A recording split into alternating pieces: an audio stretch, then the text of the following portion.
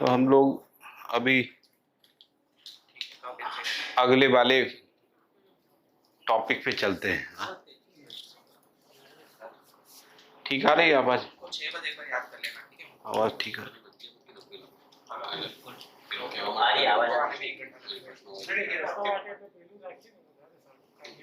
ये और फैलता है क्या? ऐसा खुलता है और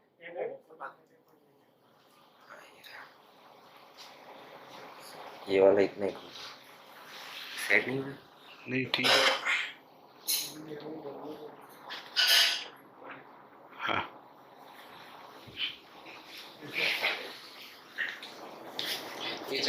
हेलो। तो हम लोग अस्तित्व दर्शन ज्ञान के ऊपर हम लोग बात शुरू करते हैं। तो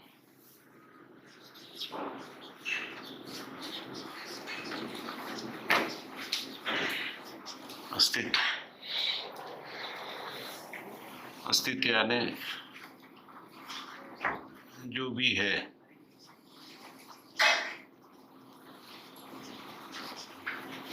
और त्वा यानी व्यवस्था। तो जो भी कुछ है जो इसको कह रहे हैं कि व्यवस्था है। अस्ति यानी है, त्वा यानी व्यवस्था है ना। तो अस्तित्व यानी जो भी है व्यवस्था में है।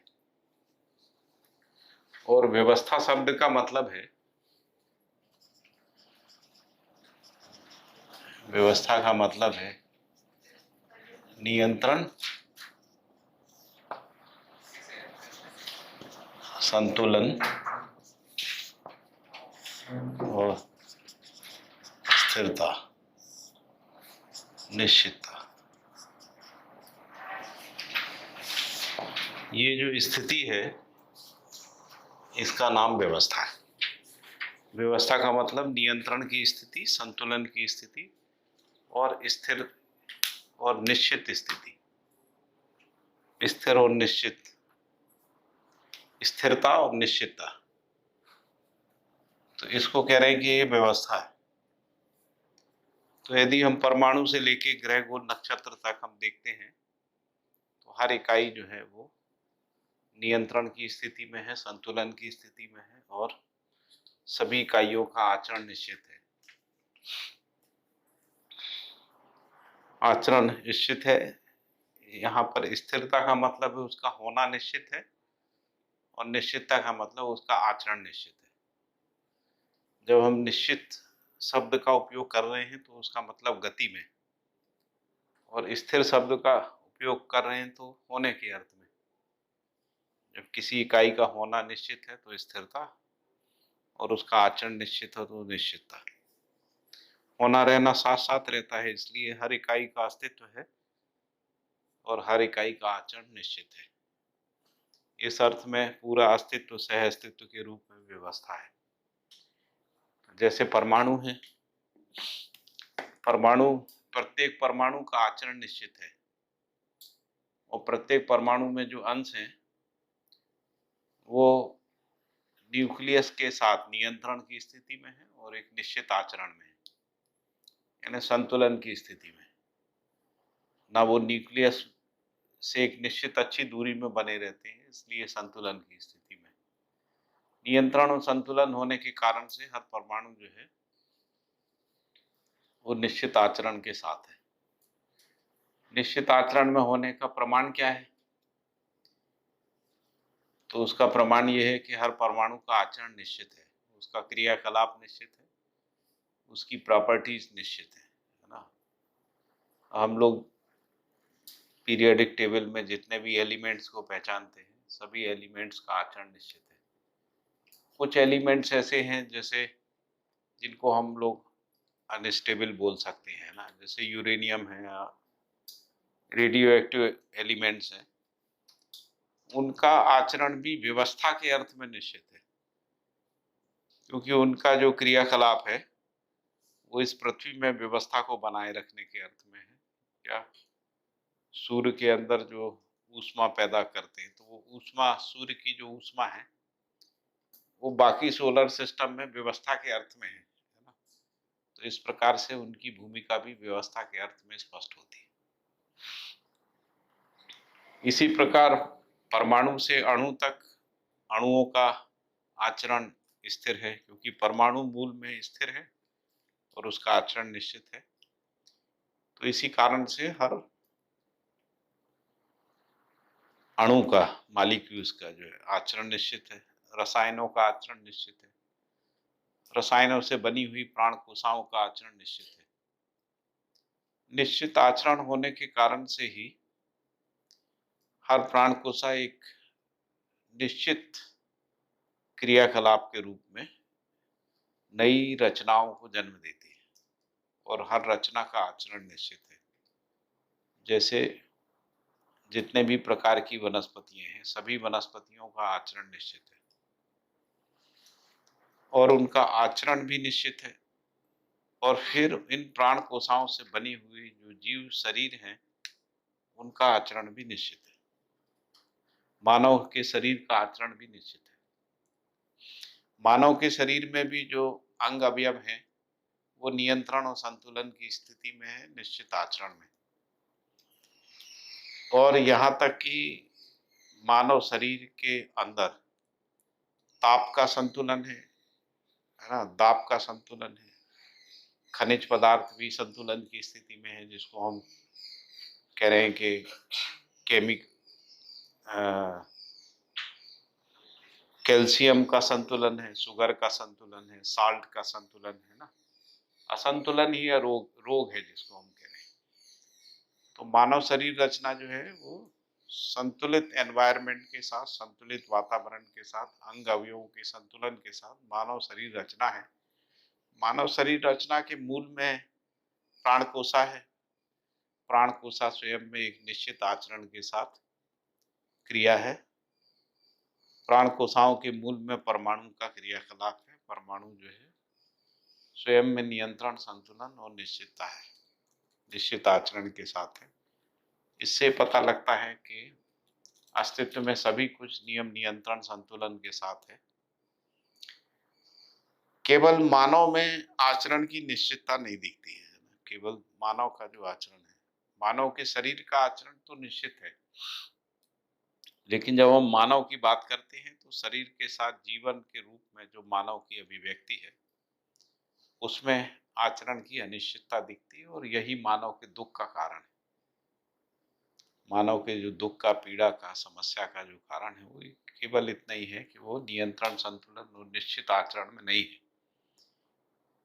तो निश्चित आचरण, मानव में निश्चित आचरण क्या हो, इसका पहचान करने के अर्थ में ये अनुसंधान, ये जो श्रद्धेय नागराज जी ने जो अनुसंधान किया, उस अनुसंधान का प्रयोजन यही है, एक निश्चित स्थिर आचरण मानव का पहचाना जा सके। उसी को मानवीयतापूर्ण आचरण कह रहे हैं। उसी को मानव का स्वभाव गति में होना, रहना, इस अर्थ में मानव के स्थिर निश्चित आचरण की पहचान मध्यस्थ दर्शन से अस्तित्ववाद के माध्यम से की गई। यहाँ तक कोई प्रश्न हो तो बताइए, यहाँ कोई चीज स्पष्ट नहीं हुई हो तो बताइए।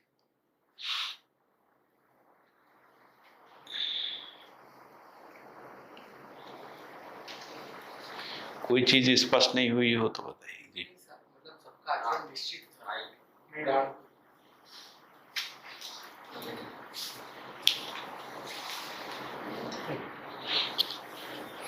पदार्थ अवस्था, प्राण कोशिकाओं और जीव सृष्टि सबका आचरण निश्चित था। तो मतलब इतनी सारी डिफरेंट टाइप की जीव सृष्टि कैसे मतलब प्रोड्यूस हुई?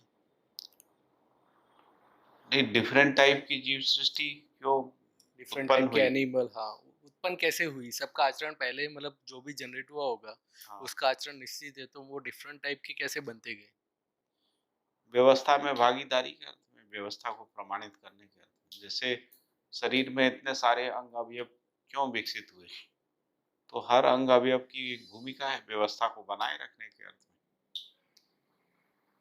ऐसा एक भी अंग नहीं है जो व्यवस्था में भागीदारी के अर्थ में नहीं है। तो नियम, नियंत्रण, संतुलन को बनाए रखने के अर्थ में ही सभी अंग अवयवों का विकास हुआ है।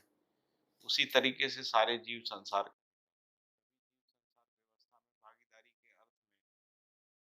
संसार है। सभी वनस्पतीय व्यवस्था के अर्थ में, भागीदारी के अर्थ में वनस्पति संसार है। वनस्पति संसार और जीव संसार और पदार्थ संसार के अंतर संबंध को जब देखते हैं तो पता लगता है कि वो एक दूसरे के पूरक हैं। एक दूसरे के नियंत्रण, संतुलन, निश्चित आचरण को बनाए रखने के अर्थ में क्रियाशील है। जैसे वनस्पति संसार प्राण जीव संसार के लिए पोषक है ना, पूरक है, जीव संसार की आवश्यकताओं को पूरा करता है ना। तो इस अर्थ में एक दूसरे के पूरकता और उपयोगिता के अर्थ में सारे संसार का प्रकटन है।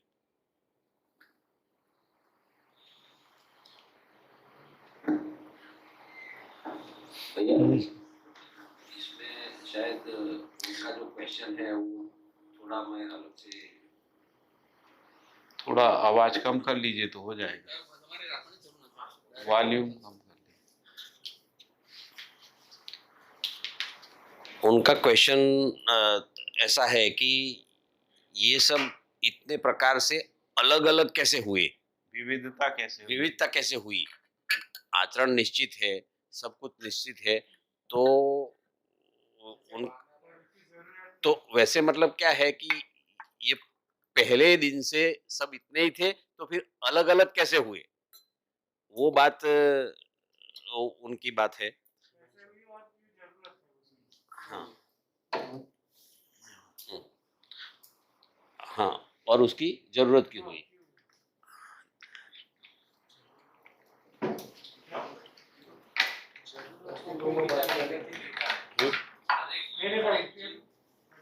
सबसे पहले तो पदार्थ अवस्था अगर संतुलन में है तो प्राण अवस्था की उत्पत्ति हुई क्यों? हम लोग जब कहते हैं कि व्यापक क्रियाशील पूर्ण है तो अस्तित्व के पूरे अस्तित्व की गति पूर्णता की तरफ है।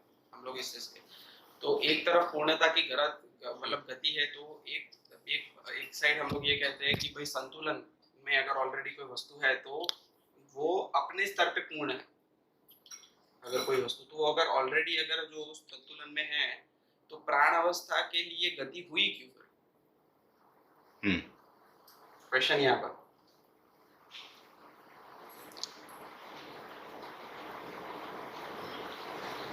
तो गति पूर्णता को प्रमाणित करने के अर्थ, जैसे मानव से यदि समझने जाएं तो मानव में जो भी क्रियाकलाप के रूप में गति है वो क्यों है? तो मानव अपनी पूर्णता को प्रमाणित करने के अर्थ में गतिशील है, ऐसा स्पष्ट हो। तो उसी प्रकार से संपूर्ण प्रकृति पूर्णता के अर्थ में है। जैसे भौतिक क्रिया में पूर्णता क्या है, रासायनिक क्रिया में पूर्णता क्या है? भौतिक क्रिया में पूर्णता गठन पूर्णता है, तो भौतिक क्रियाकलाप गठन पूर्णता के अर्थ में क्रियाशील है। रासायनिक क्रियाकलाप में पूर्णता क्या है? तो रासायनिक क्रियाकलाप जो है विकास के रूप में जिसको अपन मानव शरीर में समृद्ध मेधस के रूप में कह रहे हैं कि समृद्धिपूर्ण मेधस ही विकासपूर्ण है, जो रासायनिक क्रियाकलाप का सबसे सर्वोच्च वैभव है। तो रासायनिक क्रिया अपनी पूर्णता को प्रमाणित करने के अर्थ में गतिशील है। फिर जीवन क्रिया है, तीसरी जो क्रिया है जीवन क्रिया, तो जीवन अपनी पूर्णता को प्रमाणित करने के अर्थ में क्रियाशील है, गतिशील है। उसी को क्रिया पूर्णता, आचरण पूर्णता कह रहे हैं। तो इस प्रकार से तीन प्रकार की पूर्णताएं जो हैं वो भौतिक क्रिया, रासायनिक क्रिया और जीवन क्रिया में पहचानने में आती है ना। भौतिक क्रिया वाला भैया जो उदात्तीकरण की बात कर रहे हैं जी, वो शायद मैं ऐसा समझ रहा हूँ कि एक वनस्पति है, वो वनस्पति वैसे ही है, लेकिन उसमें से धीरे धीरे करके जैसे जैसे आगे जाती है तो उसमें कुछ प्रकृति के वश थोड़ा बहुत भी चेंज कुछ आता है उसमें। हाँ, वो चेंज आता है, उसको शायद एक उदासीकरण के विकास में मतलब उसको उदातीकरण के हिसाब से वो चेंज आता रहता है, और चेंज आता है उसके हिसाब से ही मतलब समझो कि वनस्पति संसार में से मतलब जो पशु संसार है वो आगे आया। और वैसे मतलब पशु संसार में से फिर मतलब क्या है कि उसमें से मनुष्य का भी जो अवतरण हुआ वही पहले मनुष्य का अवतरण है। वो तो कोई पशु के पेट से ही हुआ है, ऐसे बात कह रहे हो, मैं समझ रहा हूँ, बराबर है? जी तो बात हाँ, लेकिन उदात्तीकरण का जो क्रियाकलाप है वो भी पूर्णता के अर्थ में है, पूर्णता के अर्थ में। इसीलिए हर रचना गुणात्मक रूप से विकसित रचना है ना, और इसीलिए प्रकृति में विकास क्रम विकास है, ऐसा है। विकास क्रम विकास बोल रहे हो, जागृति फिर क्रम जागृति क्रम जागृति की बात तो है। जो भी गुणात्मकता का भी जो विकास होता है ना, वो सह अस्तित्व के अर्थ में व्यवस्था को की पूरकता के अर्थ में ही गुणात्मकता है, जिसको अपन विविधता भी कह रहे हैं। जैसे जीव अंगों में विविधताएं हैं, तो जो विविधता का प्रयोजन क्या है? तो प्रयोजन ये है कि जो क्रियाकलाप है वो समृद्धिपूर्ण मेधस तक पहुंचना चाहता है। उस अर्थ में सभी जीवों का विकास हुआ है, जिसको हम लोग स्वेदज, अंडज, पिंडज आदि बोल रहे हैं। तो सभी जीवों को यदि हम एक क्रिया के रूप में अध्ययन करते हैं, रासायनिक क्रिया के रूप में, तब हमको पता लगता है कि क्रिया जो है क्रमशः पूर्णता के अर्थ में क्रियाशील है। जो रासायनिक क्रिया है, संपूर्ण क्रिया पूर्णता के। यदि हम क्रिया की निरंतरता के अर्थ में क्रिया को नहीं देखते हैं, उस स्थिति में अस्थिरता, अनिश्चितता जो है वो हमको समझ में आती है, और वहीं से ये जो द्वंद्वात्मक भौतिकवाद का सिद्धांत निकला है। जब हम क्रिया को टुकड़े में देखते हैं, है ना, यदि हम रासायनिक क्रिया को टुकड़े में देखते हैं या भौतिक क्रिया को टुकड़े में देखते हैं, जैसे परमाणु की क्रिया को यदि हम अंशों की क्रिया के रूप में देखते हैं, तो पता लगता है कि अंश जो है उसका अस्थिर अनिश्चित आचरण है। जैसे परमाणु के हेजनबर्ग बोलता है ना कि जो अनसर्टेनिटी का थ्योरी है ना, थ्योरी ऑफ अनसर्टेनिटी, उसमें कह रहे हैं कि पार्टिकल्स का जो बिहेवियर है वो अनसर्टेन है, अस्थिर अनिश्चित है। लेकिन वही पार्टिकल जब परमाणु के रूप में एक गठन में रहता है तो उसका आचरण निश्चित हो जाता है। जब उसको गठन से बाहर कर देते हैं, जैसे एक परिवार में एक व्यक्ति रहता है तो उसका आचरण निश्चित रहता है, उस परिवार से उसको अलग कर देते हैं तो उसका आचरण अनिश्चित, अस्थिर हो जाता है। तो हर जो व्यवस्था की इकाई है वो आचरण को नियंत्रित करने का काम करती है ना। तो जैसे ही परमाणु में अंश जो है, परमाणु की व्यवस्था के अर्थ में हम उसका अध्ययन करते हैं, तो परमाणु के अंशों का आचरण स्थिर निश्चित समझ में आता है, और यहीं से जो है व्यवस्था की अवधारणा जो है वो सामने आती है, जो मध्य दर्शन से अस्तित्ववाद ने समाधानात्मक भौतिकवाद के रूप में प्रस्तुत की है।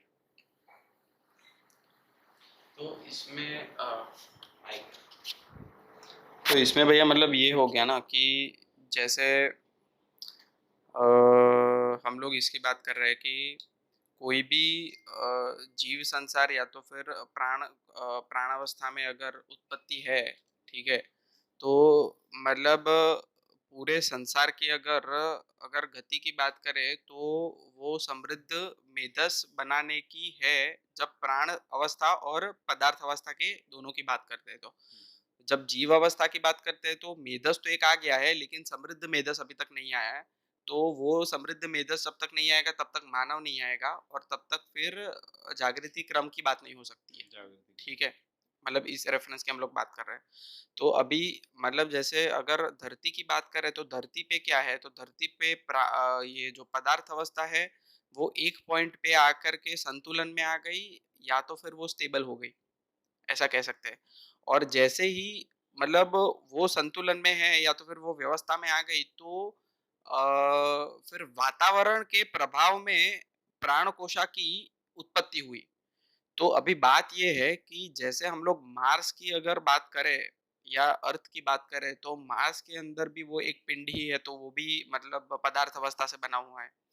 लेकिन उसमें वो प्राण कोशा या तो फिर वो प्राणावस्था की उत्पत्ति नहीं है। तो जब तक वहां पर वो वातावरण नहीं बनेगा तब तक वो नहीं होगी। तो ऐसा नहीं कह सकते कि हर पिंड पे या तो फिर हर पृथ्वी पे वो वातावरण बनेगा ही बनेगा, ऐसे ऐसा नहीं कह सकते। नहीं, क्यों नहीं कह सकते? तो या तो ऐसे फिर ही कह सकते हैं कि होगा, नहीं होगा ऐसा कल्पना कैसे आएगी? तो क्योंकि कोई भी हाइपोथेसिस जो है ना बिना निराधार नहीं होती। हम इस पृथ्वी में जैसा क्रियाकलाप देख रहे हैं वैसा ही क्रियाकलाप का अनुमान दूसरी पृथ्वी पे लगता हमसे बेहतर नहीं हो सकता है ना।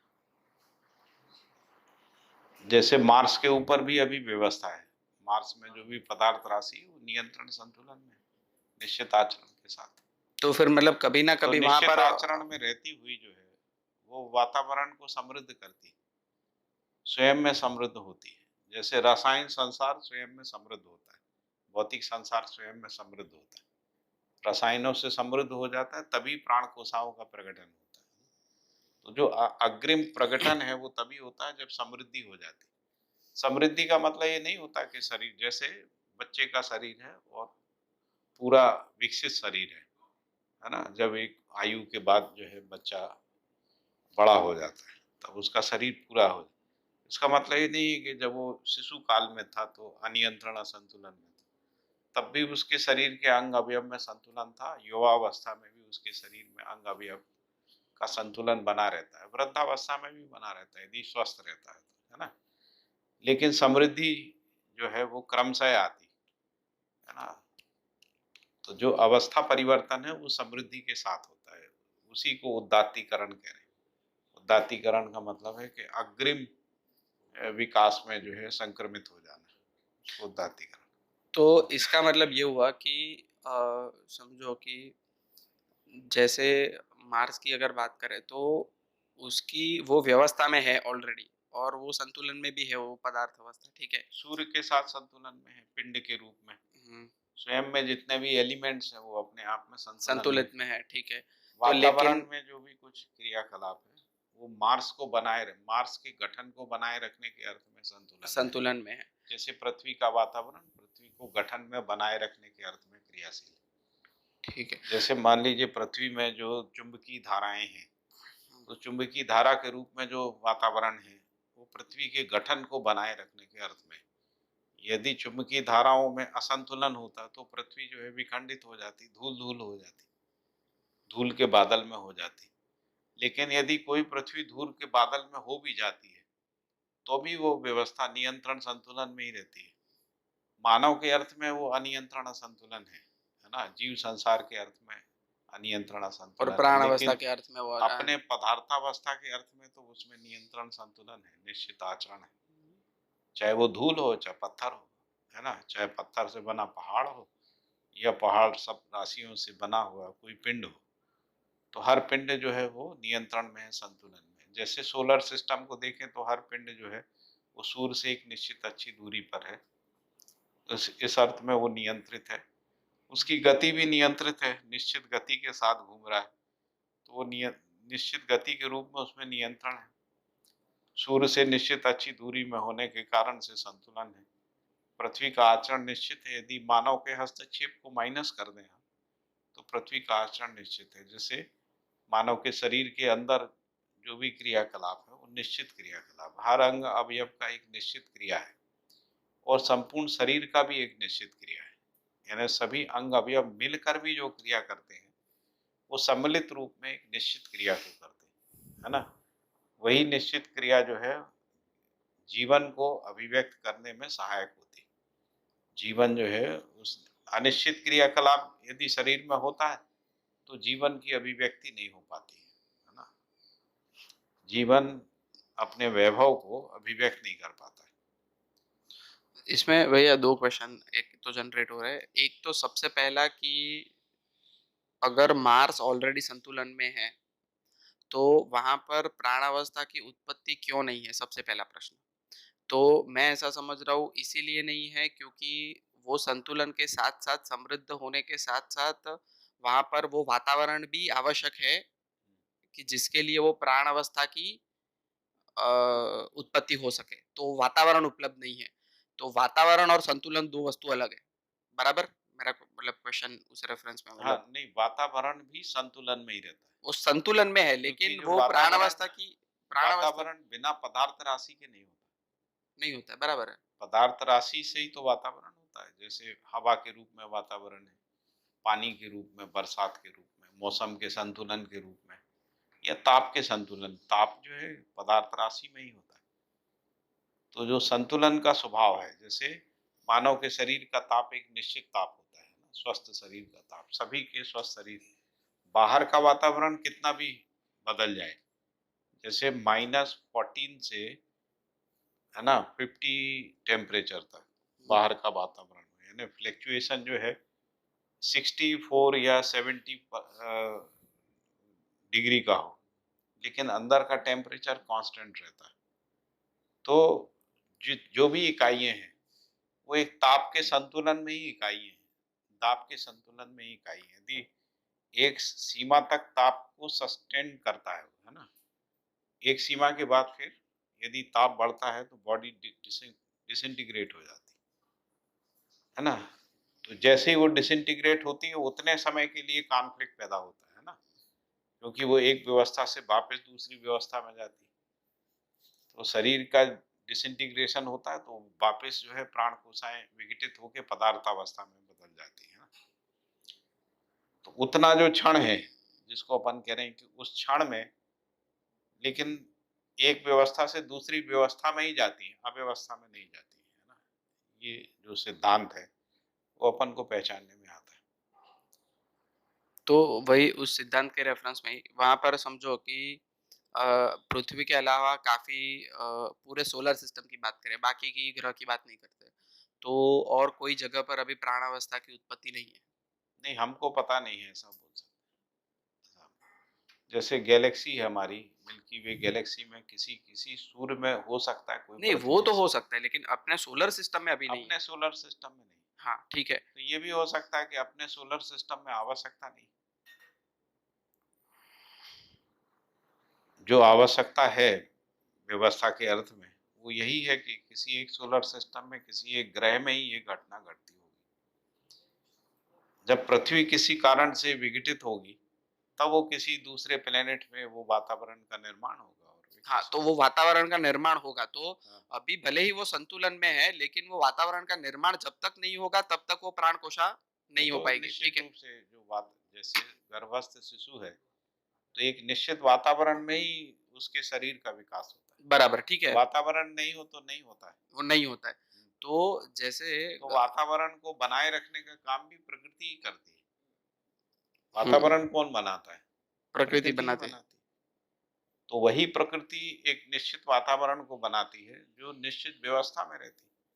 यदि वो स्वयं में व्यवस्था में नहीं रहती है तो वातावरण, जैसे मान लीजिए शरीर का अंग अवयव जो है, यदि इसमें रासायनों का असंतुलन होता है तो वातावरण भी असंतुलित होता है।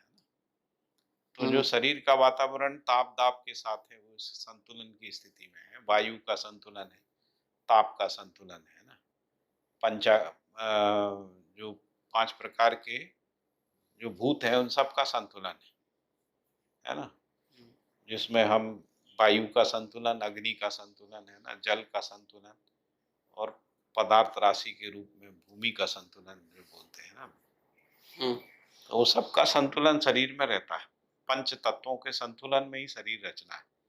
तो पंच तत्वों के संतुलन के अर्थ में जो वातावरण बनता है, जो ताप का संतुलन है, वायु का संतुलन, वायु का संतुलन होना, अग्नि का असंतुलन होना ही रोग है।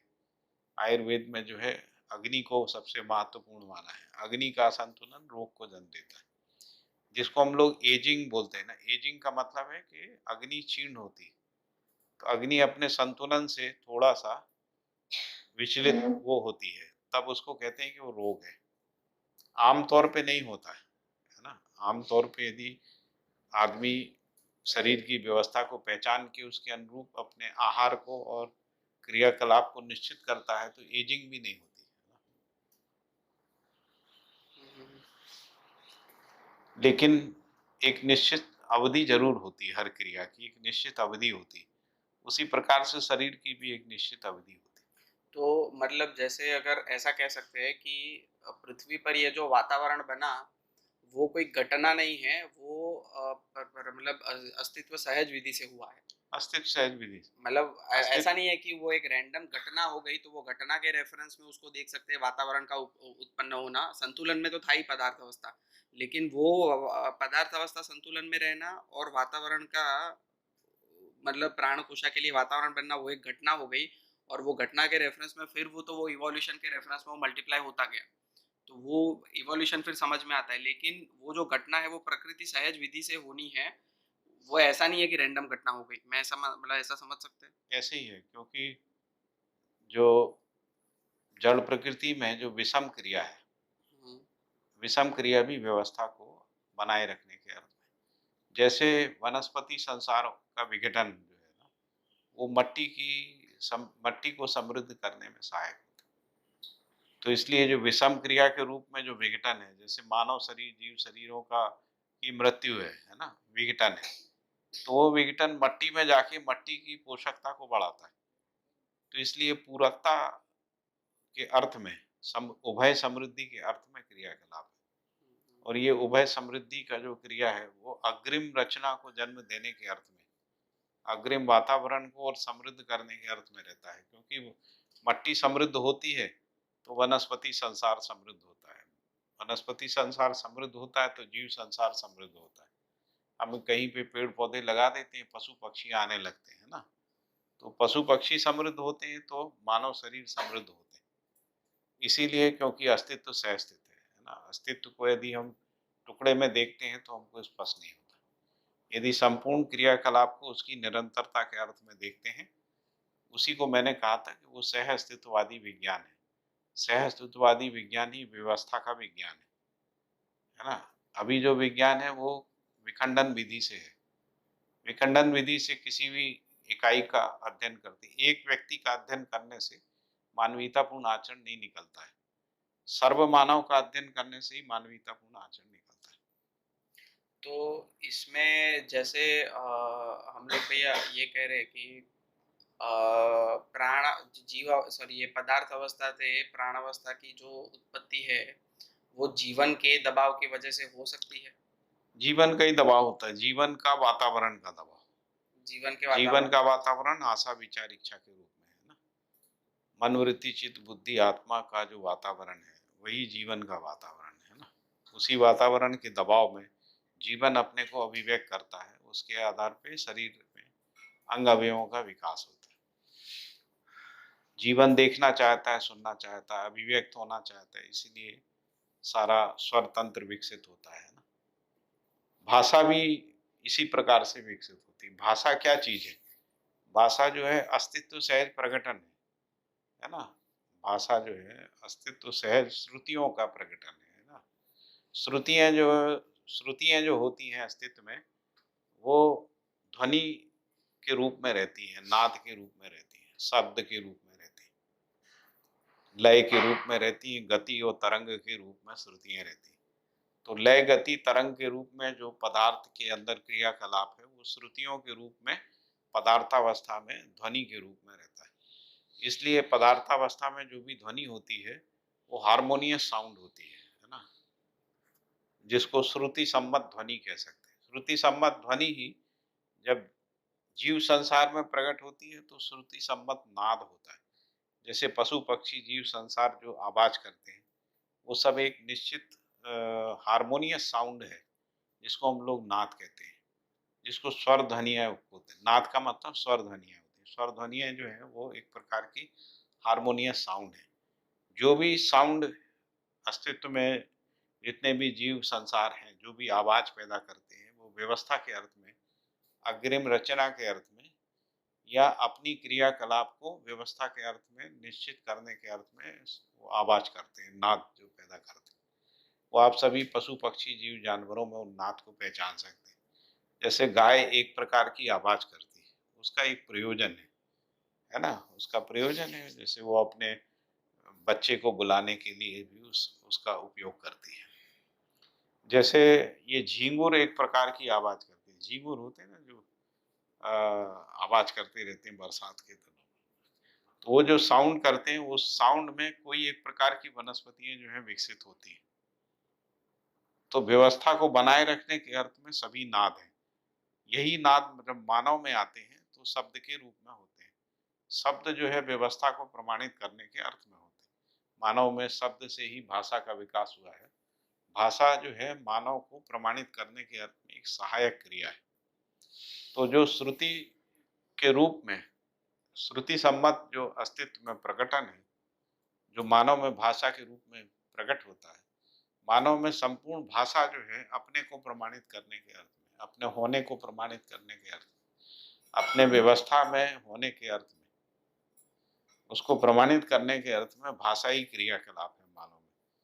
तो जब तक मानव में अपने को प्रमाणित करना सफल नहीं होता है, तब तक भाषा ही क्रिया समृद्धि के लिए प्रयासरत रहती है। उसी को भाषा का गुणात्मक विकास कहते हैं, जो भाषा का गुणात्मक विकास। तो क्योंकि अस्तित्व से अस्तित्व है, तो एक तरफ भाषा का क्रिया जो है वो हो रहा है, एक तरफ शरीर रचना के रूप में उन्नत मेधस का विकास हो रहा है, एक तरफ जीवन जो है अपने में अग्रिम क्रियाकलाप को अभिव्यक्त कर रहा है। जो जीव संसार में केवल आशा को कर पा रहा था, मानव में आने के बाद जो है आशा विचार इच्छा को कर पाता है ना। जागृत मानव में जो है वो बुद्धि और आत्मा का क्रियाकलाप जो है वो प्रकटन होता है। तो भाषा एक भूमिका अदा कर रही है, जो श्रुति सम्मत क्रियाकलाप के रूप में वातावरण का निर्माण करती है।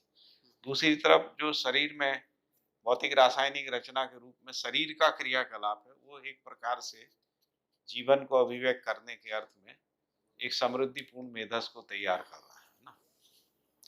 तो इन सबके योगफल में जीवन है, जिसको हम लोग मानव जीवन कह रहे हैं। इन सबके योगफल में, क्योंकि अस्तित्व से अस्तित्व है। अब हम इसको टुकड़े में देखें तो भाषा भी समझ में नहीं आती, शरीर भी समझ में नहीं आता, जीवन भी समझ में नहीं आता, है ना। इन तीनों को सम्मिलित रूप से देखते हैं तो परस्पर पूरकता का सिद्धांत निकलता है ना, सह अस्तित्व का सिद्धांत समझ में आता है। फिर ये समझ में आता है अस्तित्व सह अस्तित्व है, सह अस्तित्व सहज प्रकटन ही विकास क्रम विकास जागृति क्रम जागृति है। यही पूरे अस्तित्व का प्रयोजन है। उसका होना और रहना जो है वो व्यवस्था में होना, व्यवस्था में रहना, इस अर्थ में जो है उसका होना रहना स्पष्ट होता है। ठीक है।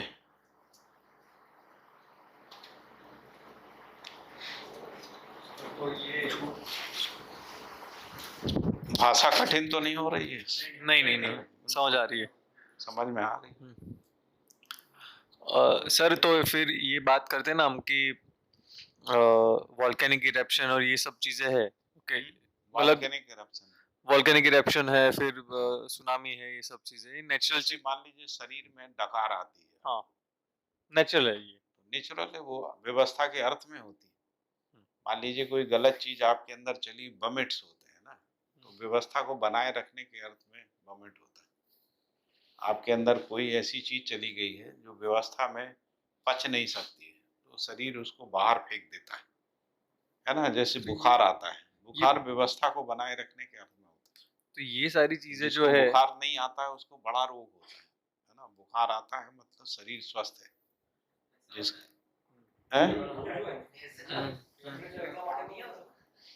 नहीं तो फिर ये जानना है मुझे कि भैया फिर बात करें तो हम लोग पुराने बात करें, जब ह्यूमन का मतलब इंडस्ट्रियल रिवॉल्यूशन नहीं था और पहले ये सब चीज थी नहीं, तो तब ऐसा क्या हमने किया था कि मतलब हमने कचरा खा लिया और फिर उल्टी कर रहे, तो वैसा धरती पे ऐसा क्या हुआ था तब?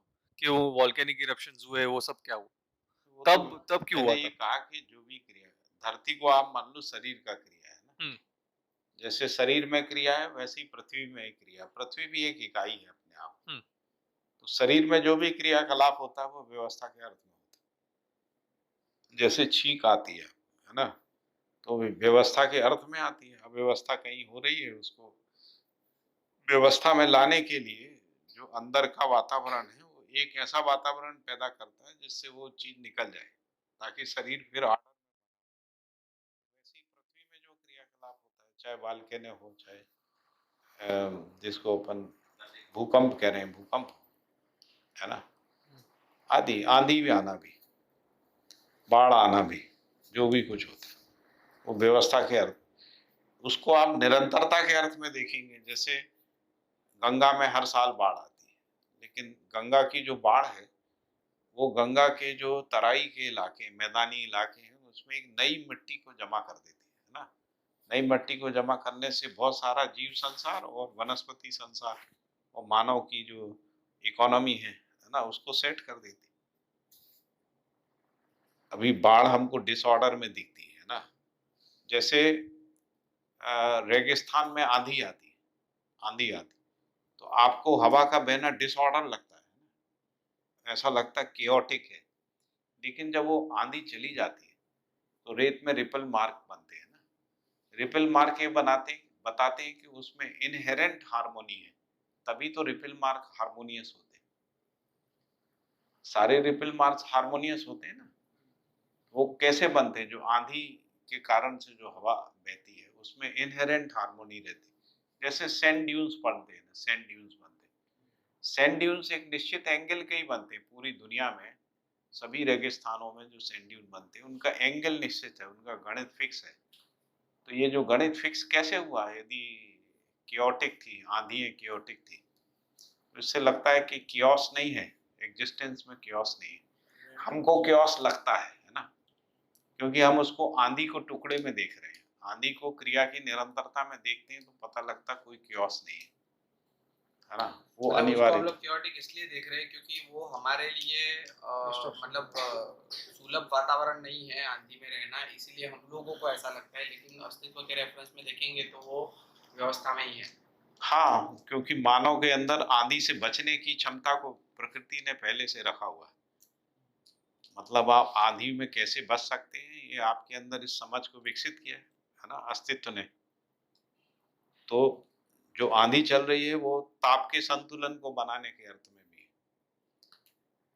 क्योंकि जो ताप का संतुलन कैसे बनेगा? जब ठंडी हवाएं जो है वो बहती हैं गर्म क्षेत्रों में। क्यों बहती है? क्योंकि दबाव कम होता है, उसको पूरा करने के लिए बहती। तो वो वायु का संतुलन भी बनाता है और ताप का संतुलन भी बनाता है, जिसको अपन ऋतु संतुलन कह रहे हैं। तो ऋतु संतुलन में एक हिस्सा ताप का संतुलन भी है।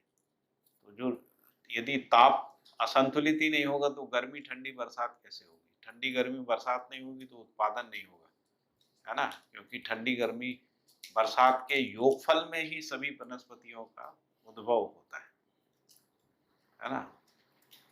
और हर सीजन में कोई कोई वनस्पति होती है, कुछ गर्मी में होती है, कुछ ठंड में होती है, कुछ बरसात में होती है ना। उसमें उन ऋतुओं में ही उनमें जो उसका गुणवत्ता होती है वो संचित होती है उसमें, है ना। जैसे हम लोग ये कहते हैं कि ठंड का आंवला और बरसात का आंवला, या बरसात से पहले गर्मी का आंवला, उन दोनों की तासीर में अंतर होता है। तो इस वो जो तासीर के रूप में, यानी उसकी जो रोग प्रतिरोधक क्षमता के रूप में जो गुण उसमें संचयित होता है, उसमें मौसम की भूमिका होती है, संतुलित मौसम की भूमिका होती है। और इसको पहचानने की क्षमता मानव में होती है ना। इसलिए मानव उसको पहचान के क्या करता है? तो जो वैद्य लोग उसको पहचान के शरीर को ऑर्डर में बनाए रखने के अर्थ में उसका नियोजन करते हैं। तो इसलिए संपूर्ण क्रियाकलाप को यदि आप देखेंगे तो व्यवस्था के अर्थ में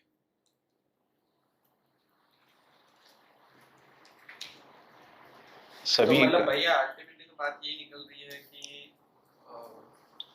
प्रकृति जो है वो जो कुछ भी अभी प्रकृति में गति है, वो गति को अगर देखेंगे तो जीवन को प्रमाणित करने के अर्थ में है जी, पूर्णता के अर्थ में भी है, पूर्णता के अर्थ में है, और जीवन मतलब कि अपने आप को प्रमाणित करने के अर्थ में है। तो वो अगर उस रेफरेंस से अगर वो हो रहा है तो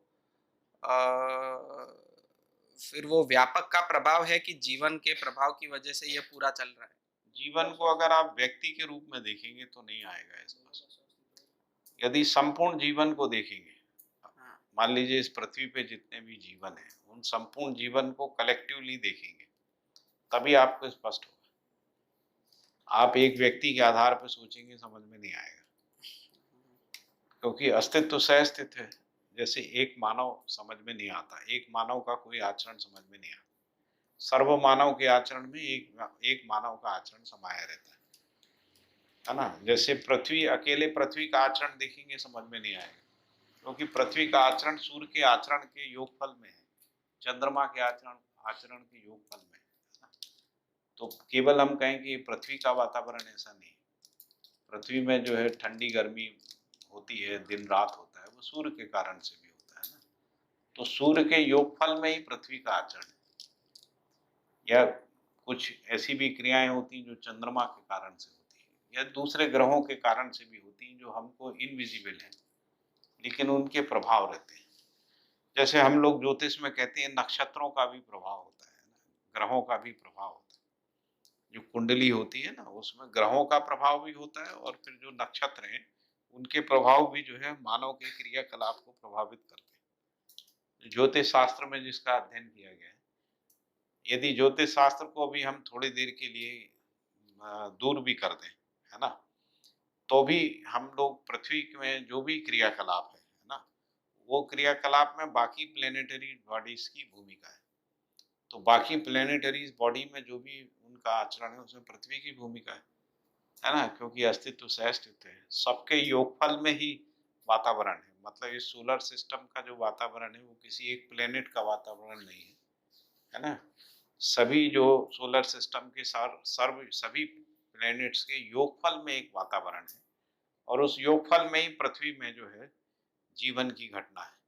और इसीलिए पृथ्वी में पानी बनने की घटना जो है ब्रह्मांडी किरणों के योगफल से है ना। और ब्रह्मांडी किरणों में जो है सभी सूर्य सहित बाकी ग्रहों का भी योगदान है ब्रह्मांडी किरणों को विकसित करने में। तो ब्रह्मांडी किरणों के योगफल से ही पानी जैसी घटना जो है किसी एक प्लेनेट में घटी। हो सकता है कि किसी समय दूसरे प्लेनेट में घट जाए, है ना। वो नियति सहज आवश्यकता के अनुसार ही हो ऐसा। इसको भैया ये जो ब्रह्मांडीय किरणों की जो मतलब घटना है, इसको वैसे एक जो अपना सूर्य ग्रहण और ऐसे होता है, कोई ग्रह कौन कोई डायरेक्शन में किधर एक दूसरे के मतलब उधर आते हैं तभी ग्रहण होता है। तो वैसे ही ऐसा कुछ हुआ होगा। तो ब्रह्मांडीय किरणों का सभी ग्रह कौन का ऐसा कॉम्बिनेशन कुछ हुआ होगा कि इससे पानी उत्पन्न हुआ, ऐसा मैं समझ रहा हूँ, बराबर है। जब पृथ्वी में रसायन संसार जो है समृद्ध हो गया होगा, उसी समय अस्तित्व में ब्रह्मांडी किरणें जो है वो उनका प्रभाव ग्रहण करके पानी बनने की घटना हुई होगी, ऐसा अपन अनुमान लगा सकते हैं, है ना।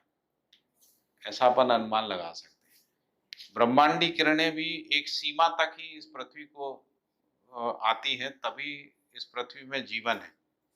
तो इसलिए पृथ्वी अपने अंदर एक वातावरण को निर्मित करती है जिससे ब्रह्मांडी किरणों का अधिकांश हिस्सा परावर्तित हो जाता है, जिसको ओजोन लेयर कहते हैं, रक्षा कवच कहते हैं, है ना। तो पृथ्वी अपने अंदर के जीवन के क्रियाकलाप को बचाए रखने के अर्थ में, यानी जीव संसार, वनस्पति संसार, मानव शरीर की शरीर रचनाओं की सुरक्षा के अर्थ में ओजोन के रूप में एक रक्षा कवच को विकसित कर लेता है। रक्षा कवच ब्रह्मांडी किरणों को परावर्तित कर देता है। तो इसीलिए ओजोन लेयर में जो छेद होना वो खतरनाक है। यदि वो होता है तो वनस्पति, जीव संसार, मानव का शरीर जो है रोगग्रस्त हो जाए। तो अब ये ओजोन लेयर को किसने बनाया? तो प्रकृति स्वयं बनाती है। पृथ्वी का जो क्रियाकलाप है उसने स्वयं ही ओजोन लेयर को विकसित किया है ना। तो क्यों विकसित किया? तो इसको विकास को सुनिश्चित रखने के अर्थ, है ना। तो जागृति के लिए निश्चित वातावरण को बनाए रखने के अर्थ में। तो इसी से पता लगता है कि अस्तित्व सह अस्तित्व है। इसीलिए सह अस्तित्व के अर्थ में ही संपूर्ण क्रियाकलाप स्पष्ट होता है। इससे कम में क्रियाएं परिभाषित नहीं होती, व्याख्यायित नहीं होती, समझ में नहीं आती, है ना। या जो भी समझ में आती है वो केओस के रूप में है, जिसको डायलेक्टिक मटेरियलिज्म ने डिफाइन किया है ना। जिसमें वो कह रहे हैं कि सभी पदार्थ राशि में कॉन्फ्लिक्ट है, जो इंटरनल एक्सटर्नल कॉन्फ्लिक्ट के रूप में है। वही कॉन्फ्लिक्ट ह्यूमन सिविलाइजेशन में वार के रूप में, हिंसा के रूप में, युद्ध, शोषण, अपराध के रूप में, तो भैया मतलब ऐसा, मतलब मुझे कुछ कुछ ऐसा अनुमान मतलब बैठ रहा है कि जैसे ये जो कुछ भी हो रहा है और हुआ, तो जीवन एज अ होल, मतलब सारे जीवन, ठीक है, तो वो अपने आप को प्रमाणित करना चाहते हैं। तो ये प्रमाणित करना चाहते हैं और वो खुद अपने आप में संतुलन में नहीं है। मानव परंपरा भी और जीवन भी, मतलब वो जो तृप्ति की स्थिति है उसमें बना हुए नहीं है सभी। तो वो बने हुए रहना वो उनकी पूर्णता की गति है। पूर्णता है। ठीक है, पूर्णता की ओर गति है, तो वो बने हुए रहने के अर्थ में व्यापक वस्तु का प्रभाव है, जिसकी वजह से ये नियति विधि से ही, मतलब ये जीवन को शरीर उपलब्ध हो जाए, उस तक की पूरी गति या तो फिर विकास क्रम की व्यापक गति वस्तु का प्रभाव है ऐसा कहना ठीक नहीं। तो फिर वो कैसे? व्यापक वस्तु में प्रकृति में प्रभाव है, व्यापक वस्तु में ही है ना। संपूर्ण क्रिया जो है व्यापक वस्तु में है, तो व्यापक वस्तु में जो प्रभाव पैदा होता है, तो व्यापक वस्तु में क्रिया में ही प्रभाव पैदा होता है। व्यापक वस्तु स्वयं में ना कोई प्रभाव है, ना कोई दबाव है, ना कोई तरंग है, ना गति है। व्यापक वस्तु कोई क्रिया नहीं है ना, इसलिए उसका प्रभाव भी तो नहीं। इसलिए वो किसी क्रिया को पैदा नहीं करती, किसी क्रिया को प्रभावित नहीं करती। उसका होना मात्र ही जो है वो प्रेरणा है। अभी इसको और स्पष्ट करता हूँ मैं, है ना, ये वाले प्रश्न को और थोड़ा सा स्पष्ट करूंगा। आप कि भी जैसे कि जो अस्तित्व सअस्तित्व है तो उसमें क्या है, तो देखे तो जैसे व्यापक है, एक गठनपूर्ण परमाणु है और चैतन्यपूर्ण परमाणु है, राइट। तो जो गठनशील परमाणु, हाँ गठनशील, गठनपूर्ण परमाणु, हाँ गठनशील और गठनपूर्ण परमाणु है। तो अभी ये तो है ही, मीन्स अस्तित्व में है ही, तो अभी वो अपने को प्रमाणित करने के अर्थ में है, राइट। तो अभी उसके अर्थ में है, तो उस हिसाब से ही जो गठनपूर्ण मीन्स चैतन्य परमाणु है, तो उसके लिए जैसे कि हम एक बड़े स्वरूप से देखें तो हमको जिसकी जरूरत है उस हिसाब से हम कुछ भी एफर्ट करके उस हिसाब से उसको बनाते मीन्स ऐसे एक मीन्स प्रभाव से हम उसको आइटम क्रिएट करते हैं। एक्चुअली क्रिएट नहीं होता है ऐसे, लेकिन उस हिसाब से देखें तो चैतन्य जो जीवन परमाणु है, गठनपूर्ण परमाणु, तो उनके प्रभाव होने मात्र से ही जो गठनशील परमाणु है उसमें से ही वो प्राण कोशिका से जीव, और जीव से मीन्स ज्ञान अवस्था और मेदस तंत्र विकसित हुआ, और उस हिसाब से ही वो उसको प्रमाणित करने के अर्थ में ही वो कार्यरत है, ऐसा बोल सकते हैं। इसमें थोड़ा सा कहीं ऐसा संकेत जा रहा है कि जीवन करता है, जीवन करता नहीं, सह अस्तित्व करता है, सह अस्तित्व में जीवन करता है। हाँ मीन्स व्यापक, क्योंकि यदि आप सह अस्तित्व को छोड़ के जीवन को करता कहेंगे, तो जो विगत में जो अनुसंधान है, जो कहते हैं आत्मा करता है, उस जगह पे चले जाएंगे, है ना।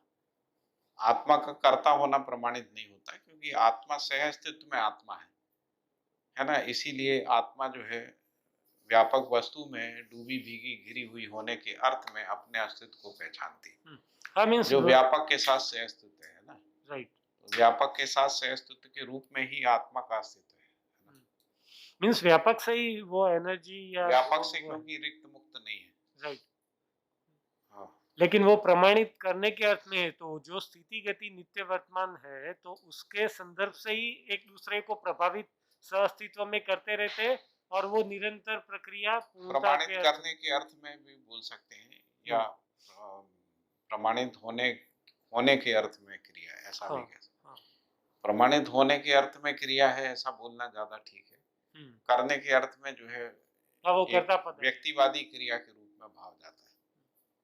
आत्मा का क्रिया भी व्यक्तिवादी क्रिया नहीं है, सहअस्तित्ववादी क्रिया है। वही प्रमाणित होने का सहअस्तित्व सूत्र को छोड़े बिना आप समाधान, जैसे ही आप उसको छोड़ोगे समाधान नहीं आएगा, कॉन्फ्लिक्ट आएगा। सहअस्तित्व सूत्र को निरंतर पकड़ के रखने से ही अध्ययन होगा, नहीं तो अध्ययन पूरा नहीं होगा, आप कहीं अटक जाएंगे। तो जो संपूर्ण प्रकृति का जो संपूर्ण क्रियाकलाप है, जिसका मानव ही दर्शन कर सकता है। केवल ज्ञानावस्था के मानव में ही दर्शन क्षमता है, ज्ञानावस्था के मानव में ही अनुभव क्षमता है। अनुभव स्थितियों का होता है और दर्शन क्रिया का होता है। मानव क्रिया का दर्शन करता है ना, दर्शन करने की क्षमता केवल मानव में है। मानव के अलावा प्रकृति में विश्लेषण क्षमता है, दर्शन क्षमता नहीं। प्रकृति में विश्लेषण क्षमता है, दर्शन क्षमता नहीं। सब कुछ है ना। इसी प्रकार से मानव में अनुभव करने की क्षमता है, प्रकृति में अनुभव करने की क्षमता केवल ज्ञानावस्था के मानव में ही है ना। ज्ञानावस्था के मानव के बिना प्रकृति में जो क्रियाकलाप है वो केवल इंद्रिय संवेदनाओं के अर्थ तक है। संवेदना का क्रिया जो है बाकी जीव संसार में है। संज्ञानशीलता के रूप में जो क्रिया है वो केवल ज्ञानावस्था के मानव में है।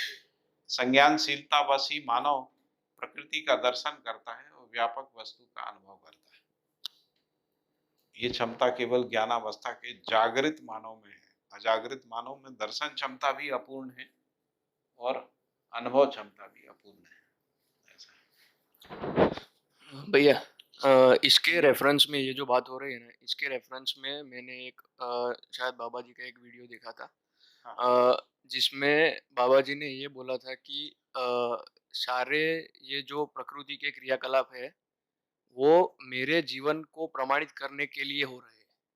जीवन को बोला होगा, मतलब जीवन को प्रमाणित करने के लिए। मेरे शब्द से मुक्त हाँ, मेरे नहीं होगा शायद, जीवन को प्रमाणित करने के अर्थ में है। तो मतलब जो भी क्रियाकलाप हो रहा है वो मतलब व्यापक से वो एक एनर्जी लेके, क्योंकि हाँ वही व्यापक से एनर्जी लेके नहीं होता, व्यापक में से के लिए, व्यापक में होने मात्रा से। व्यापक जो है अपने में सामूल हाँ, क्रिया शून्य 2+2 4 जैसा नहीं है ये। मतलब प्रैक्टिकली अभी जो पूरा इसलिए भाषा को समझना पड़ेगा। हाँ, वो थोड़ा इम्पोर्टेंट एक शब्द का चयन जरूरी है। मैं कहने से कुछ और अर्थ होता, के कहने से कुछ और ये भाषा के साथ साथ कुछ और अर्थ होता, से कह दिया तो कुछ और। परफेक्ट एकदम। तो आप एक भी चीज इधर से उधर नहीं कर सकते। इधर से उधर करेंगे तो अर्थ अनर्थ हो जाएगा। बिल्कुल जो जागृत मानव होता है ना, उसकी भाषा निश्चित भाषा होती है, उसमें आप कुछ भी चेंज नहीं कर सकते। और यही जागृति को प्रमाणित करती है। जैसे कोई व्यक्ति अनुभव संपन्न हो गया है तो उसकी भाषा जो है अनुभव संपन्न भाषा होगी, है ना। अनुभव स्वयं में स्थिरता है तो भाषा स्थिर होगी। अस्थिर भाषा अजागृति को इंगित करती है, अजागृति अनुभवहीनता को इंगित करती है ना। तो स्थिर भाषा स्थिर अर्थ के साथ है। अस्तित्व में हर अर्थ स्थिर है, निश्चित है। अस्तित्व में सभी अर्थ स्थिर और निश्चित हैं, इसी को व्यवस्था कह रहे हैं। तो इसलिए यदि हमको अनुभूति तक पहुंचना है तो भाषा के मर्म को समझना पड़ेगा। भाषा का मर्म, इसमें मनमानी चलती नहीं, अनुभव में मनमानी नहीं। तो अनुभव को अभिव्यक्त करने में भी मनमानी नहीं। तो भाषा एक निश्चित अनुशासन है ना। निश्चित अनुशासन यानी निश्चित व्यवस्था। अनुशासन शब्द व्यवस्था के अर्थ में, क्योंकि भाषा कोई मानव ने थोड़ी बनाई। भाषा मानव नहीं बनाई, मानव के माध्यम से अभिव्यक्त हुई। यदि आप भाषा विज्ञान का इतिहास पढ़ेंगे तो आपको पता लगेगा कि भाषा जो है अस्तित्व से एक प्रकटन है। जैसे कई जनजातियां होती हैं जहाँ शिक्षा नहीं है, जहाँ कोई विद्वान नहीं हुआ, वेदों को नहीं पढ़ा है, वहां भी भाषा प्रकट होती है ना। वहां भी भाषा, तो भाषा जो है अस्तित्व सहज श्रुतियों का प्रकटन है ना। श्रुतियां जो है वो चारों अवस्थाओं में क्रियाशील रहती है।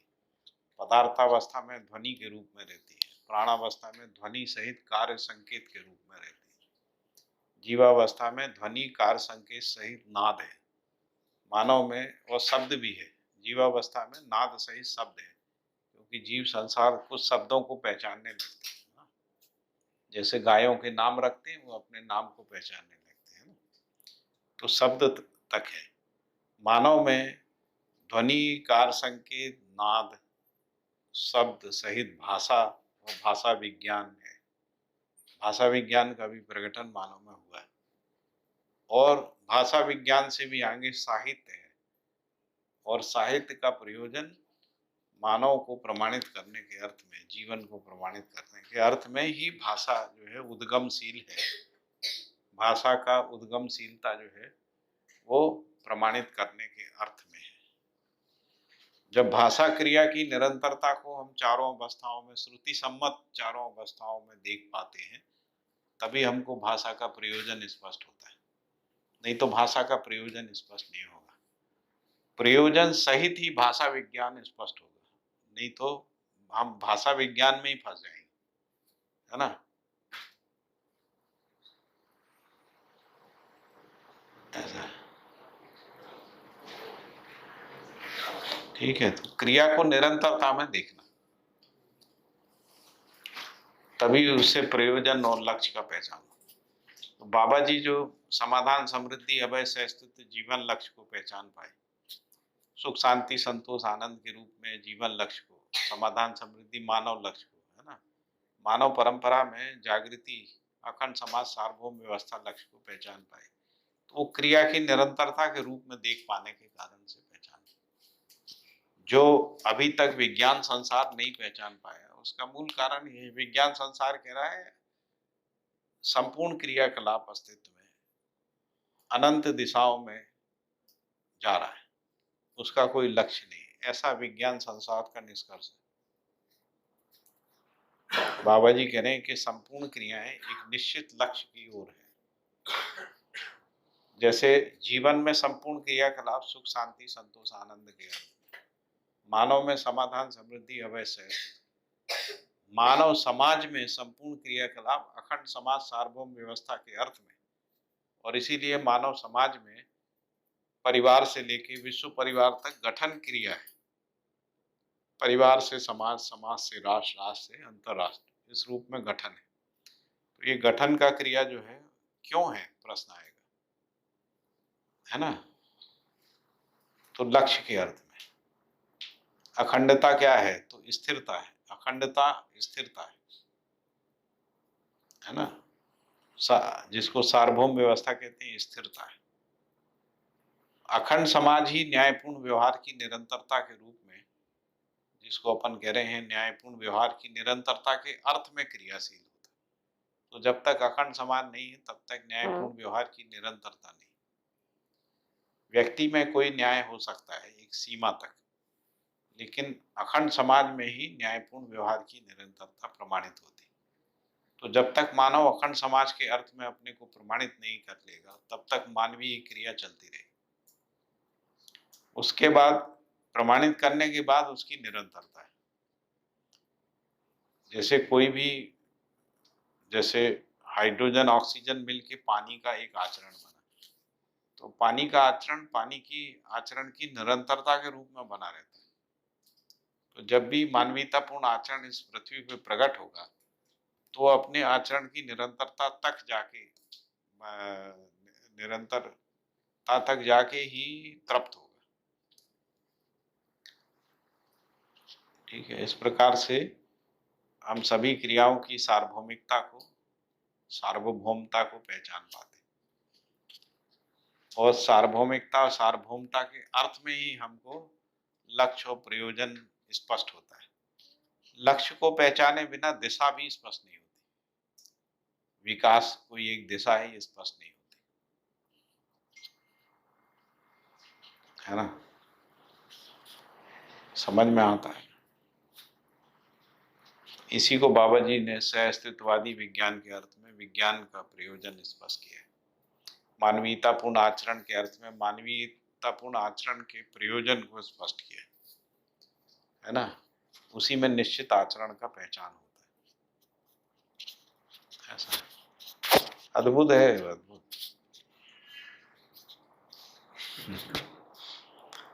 तबीयत तृप्त हो जाती है।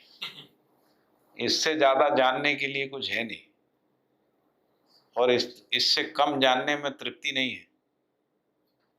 इससे कम जानने में आपको तृप्ति नहीं है, आप करते ही रहोगे। ठीक है, वो आवश्यकता भी पैदा नहीं हुई होगी, लेकिन जब भी पैदा होगी तो पूरा जानने के रूप में ही होगी, उससे कम में तृप्ति नहीं। ऐसा है। ठीक है, और कुछ हो बताइए। और इसीलिए अध्ययन उत्सव है, उत्सव है, परम उत्सव है। इससे बड़ा कोई उत्सव नहीं, इससे बड़ा कोई उत्सव नहीं है ना। बाकी किसी और उत्सव में आप इतनी देर शांत बैठ ही नहीं सकते है ना। ठीक है, और कुछ आगे बढ़े अपन थोड़ा सा। अब थोड़ा सा मैं आपको इनके तात्विकता के अर्थ में थोड़ा सा हम लोग अध्ययन को आगे बढ़ाते हैं। गीला कपड़ा दो। नहीं ठीक है, हो गया। एक कपड़ा होगा तो और जल्दी साफ हो जाता है। तो हम लोग देखिए, भाषा कैसे, मतलब दर्शन की भाषा कैसे गढ़ी जाती है ना, गढ़ी गई होगी ऐसा अपन सोच सकते हैं ना। तो अस्तित्व में दो ही वस्तुएं हैं। एक को हम कह रहे हैं कि प्रकृति है, और दूसरे को कह रहे हैं कि व्यापक वस्तु है ना, व्यापक वस्तु। प्रकृति जो है वो गति के रूप में है, और व्यापक वस्तु स्थितिपूर्ण है, स्थितिपूर्ण, क्योंकि वो जैसी है वैसी ही रहती है। इसीलिए हम लोग इसको कहते हैं कि ये नित्य है ना, ये नित्य है। और प्रकृति गति के साथ निरंतर है, इसलिए इसको शाश्वत कहते हैं। शाश्वत, सदा सदा ऐसी ही है। विकास क्रम विकास के साथ है ना, प्रकृति जागृति क्रम जागृति के साथ प्रकृति निरंतर बनी रहती है, उसका अस्तित्व बना रहता है, इसलिए उसको शाश्वत कहते हैं। तो एक नित्य है और एक शाश्वत है। और तीसरी जो इकाई है, जो प्रकृति की इकाई है, जिसको हम लोग जीवन कह रहे हैं, वो अमर है। अमर शब्द, अमर का मतलब है जिसमें गठन पूर्णता के रूप में उत्पत्ति हुई है, उसकी संक्रमण की घटना हुई, और उसके बाद उसकी निरंतरता है। दूसरी भाषा में कहें कि जिसका जन्म है मृत्यु नहीं है ना, है ना, जन्म है मृत्यु नहीं। इसलिए आत्मा अमर है, प्रकृति शाश्वत है, व्यापक वस्तु नित्य है ना। तो ये तीनों शब्दों का अर्थ स्पष्ट हो गया। तो प्रकृति भी यदि सह अस्तित्व में प्रकृति है, तो जिसको कहें कि प्रकृति सह अस्तित्व में है, तो प्रकृति भी नित्य है। और जीवन सह अस्तित्व के अर्थ में है, तो जीवन भी नित्य है ना। जीवन अमर कैसे है, मतलब उसका कुछ हाँ, तात्विक रूप से कैसे बताया कि जीवन अमर है? जैसे परमाणु कैसे है, प्रकृति के रूप में जो परमाणु का क्रिया है वो निरंतर है। आदमी की कल्पना में नहीं होना, अस्तित्व विहीनता स्वीकार नहीं होती। जैसे आप किसी भी चीज को तोड़ते जाएं, एक समय उसका अस्तित्व शून्य हो जाए, ऐसा स्वीकार नहीं होता। होता है स्वीकार। अभी तक विज्ञान भी ये नहीं कह पाया कि अस्तित्वहीनता जैसी कोई चीज होती है ना। जितना भी वैज्ञानिक अनुसंधान हुआ, जितना भी थियोलॉजिकल फिलोसॉफिकल जो भी विचार आया है, उसमें भी अस्तित्वहीनता के रूप में स्वीकार नहीं हुआ। अस्तित्व बना रहता है इस अर्थ के। तो जितना भी मानव का विजडम है, ह्यूमन विजडम है, वो अस्तित्वहीनता को स्वीकार नहीं करता, अस्तित्व को स्वीकार करता है ना। ह्यूमन सिविलाइजेशन का जो विजडम है, जैसे मुझे अपना होना स्वीकार है, आपको अपना होना स्वीकार है। जब मैं भाषा के रूप में, साहित्य के रूप में अभिव्यक्त होता हूँ, तो समग्रता के अर्थ में अभिव्यक्त होता हूँ। जैसे हम कहते हैं कि हम अनंत यात्रा करते हुए यहाँ तक आए, है ना। तो हम अनंत यात्रा से अपने को जोड़ के ही अभिव्यक्त करते हैं। सारी साहित्यिक अभिव्यक्तियां जो है अनंत यात्रा के अर्थ में अभिव्यक्ति है, केवल शरीर की आयु के अर्थ में अभिव्यक्ति नहीं होती। आप जब भी बोलते हैं तो परंपरा के साथ अपने को अभिव्यक्त करते हैं। हम कहते हैं ना हमारे पूर्वज ऐसे थे, हमारी परंपरा ऐसी है। हमारी कहाँ से हो गई? आपका तो जन्म अभी कुछ साल पहले ही हुआ है ना? तो जो आपका हम का विस्तार है ना, वो समग्रता के साथ ही होता है। वो भाषा तो हमने बनाई है, हम व्यक्त कर रहे हैं कि हम नहीं, मैंने अभी बताया कि भाषा आपने बनाई है, भ्रम है। मानव ने भाषा नहीं बनाई है। भाषा के रूप में मानव अभिव्यक्त हो रहा है। भाषा मानव को अभिव्यक्त करने के अर्थ में प्रकट हुई है ना? पर उससे ये नहीं हो रहा है कि अभी भी कि जीवन हमारा ऐसा, मतलब मुझे वो बोल रहे हैं कि हम सदियों से हम आ रहे हैं। अस्तित्व में ऐसी कौन सी चीज है जो खत्म हो जाती है? मूल रूप में कोई वस्तु खत्म नहीं होती। कोई भी मॉलिक्यूल है, हाँ। मॉलिक्यूल का part part part part part करते जाएंगे तो बचेगा क्या? अंश बचेगा, परमाणु का पार्टिकल बचेगा। कुछ बचेगा कि नहीं बचेगा? कि खत्म हो जाएगा? मॉलिक्यूल ही रहेगा, मतलब रहेगा। हाँ। वो कुछ भी करो फिर भी रहेगा। हाँ। तो जीवन वो भी एक मॉलिक्यूल है। मॉलिक्यूल एटम है। सब एटम हाँ। राइट? तो वो एटम है, तो वो जैसे वो भी जैसे कुछ भी करो फिर भी वो मॉलिक्यूल खत्म नहीं होता। उस हिसाब से ये जीवन भी एक एटम है, तो वो उस हिसाब से खत्म नहीं होता। हम उसको बॉडी के संदर्भ में देखते हैं इसलिए हमको अमर नहीं लगता, लेकिन बॉडी और जीवन दोनों सेपरेट है। तो उस हिसाब से हम देखेंगे कि जीवन जो हमारे अंदर मॉलिक्यूल है वो जो कंटिन्यूअस वो गति करता रहता है, तो वो उस हिसाब से हमारी बॉडी खत्म हो जाएगी फिर भी वो नहीं, मॉलिक्यूल तो रहेगा। मतलब जीवन एक एटम है, मतलब वैसे तो बोले तो जीवन बाहरहीन है। इनसे भिन्न कुछ एक प्रश्न आपसे पूछूं। यस। जब आप सो जाते हैं तब आप रहते हैं कि नहीं रहते? कैसे पता रहते?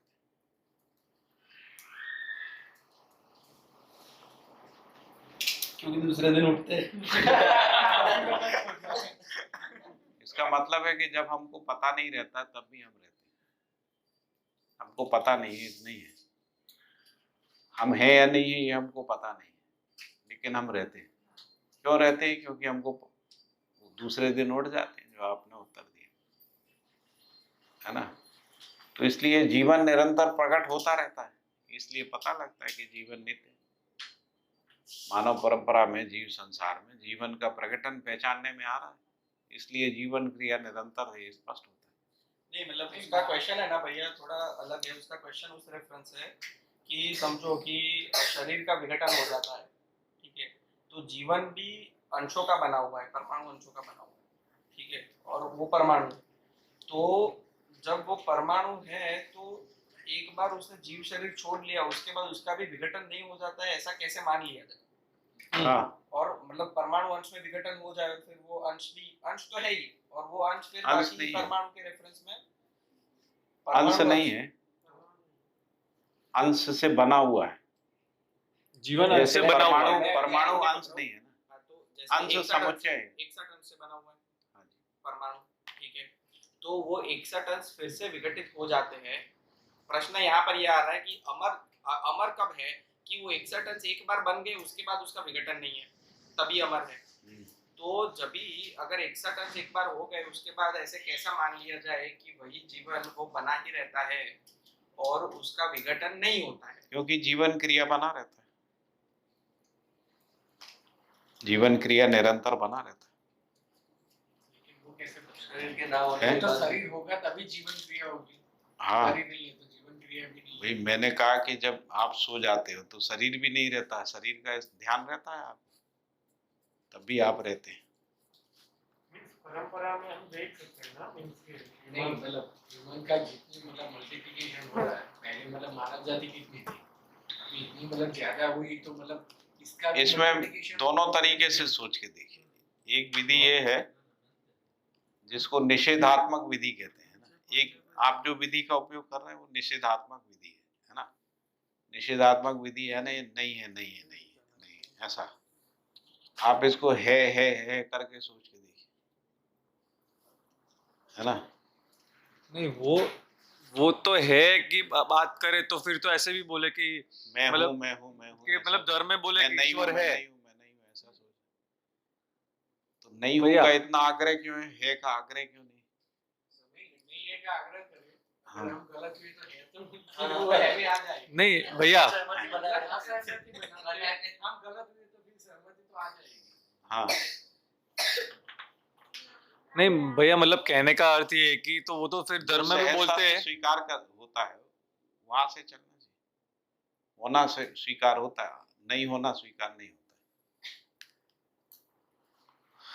फिर भैया कहते हैं कि मतलब धर्म में बोलते हैं कि भाई ईश्वर है, तो लोग बोलते हैं कि ईश्वर है, हम नहीं देख पाते इसलिए थोड़ी वो बोल सकते हैं कि भाई ईश्वर नहीं है।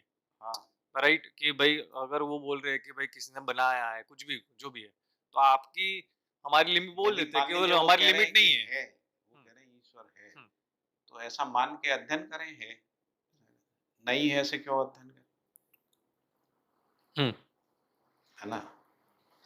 उससे अल्टीमेटली जो अखंड समाज सार्वभौम व्यवस्था बन जाती है तो कोई प्रॉब्लम नहीं है।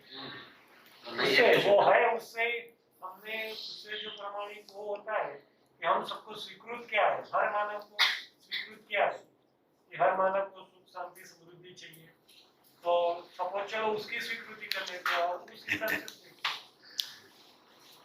जी जी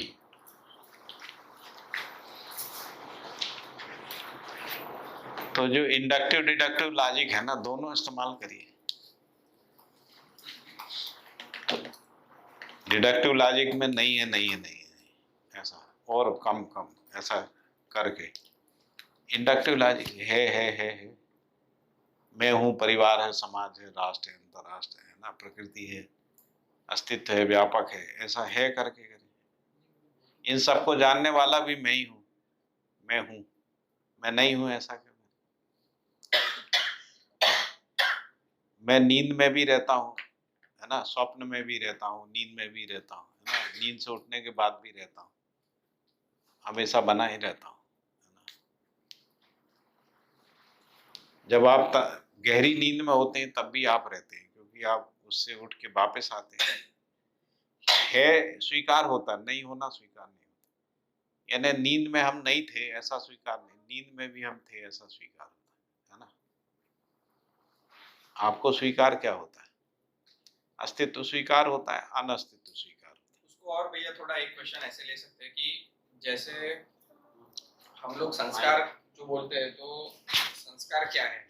तो मतलब जब मैंने शरीर छोड़ा तो जो भी स्वीकृतियां मेरे अंदर बन गई, ठीक है, और वो जब दूसरे शरीर धारण किया तब मेरे पास जो पहले से उपलब्ध है उसको हम संस्कार कह रहे हैं। जी तो उसका प्रमाण मतलब रियल लाइफ में मतलब कैसे देख सकते हैं कि जैसे अगर एक बच्चा जन्म लेता है तो उसके अंदर जो जीवन है उसकी भी ऑलरेडी कोई गति है, तो वो कैसे मतलब मतलब डे टू डे एग्जाम्पल में हम लोग उसको कैसे देख सकते हैं? जैसे वो मेरा क्वेश्चन था, जैसे अगर अगर हम लोग उसको अगर प्रमाणित कर पाते हैं या तो फिर उसको एक देख पाते हैं कि भाई ये पूर्व संस्कार की वजह से है, तो फिर उस रेफरेंस से फिर कहीं ना कहीं ये तर्क बनता है कि जीवन अमर है, वो था इसकी वजह से, ये संस्कार इसमें है, तो वो संस्कार की वजह से मतलब। इसके लिए अध्ययन करने से पूर्व ये स्वीकारना पड़ेगा ना, मैं हूँ। हाँ, मैं हूँ तो संस्कार है, संस्कार का अध्ययन करेंगे। जैसे प्रकृति में 5 बल है ना, चुंबकीय बल है, गुरुत्वाकर्षण बल है, प्रबल हस्तक्षेप और क्षीण हस्तक्षेप और प्रबल हस्तक्षेप, और फिर मध्यस्थ बल, 5 बल है। जीवन में भी 5 बल है, मनोवृत्ति, चित्त, बुद्धि, आत्मा, है ना। तो जैसे उसके अंदर परमाणु है तो हम बलों का अध्ययन कर सकते हैं। तो पहले हम अपना होना स्वीकार करें, हम हैं, तो आप अपने अंदर मन, वृत्ति, चित्त, बुद्धि, आत्मा को अध्ययन कर सकते हैं। तो जैसे परमाणु जो है वो अस्तित्व के अर्थ में बना रहता है, परमाणु, है ना, विघटन होता है लेकिन विघटन के बाद भी बना रहता है। कोई अंश निकल गया दूसरे परमाणु में चला गया, लेकिन परमाणु अपने अस्तित्व में बना रहता है ना, ऐसा है। तो उस प्रकार से मेरा अपना होना बना रहता है निरंतर। ठीक है, फिर ये लॉजिक है। शरीर न होने के बाद भी मैं तो रहूंगा ही। हाँ, मैं तो रहूंगा,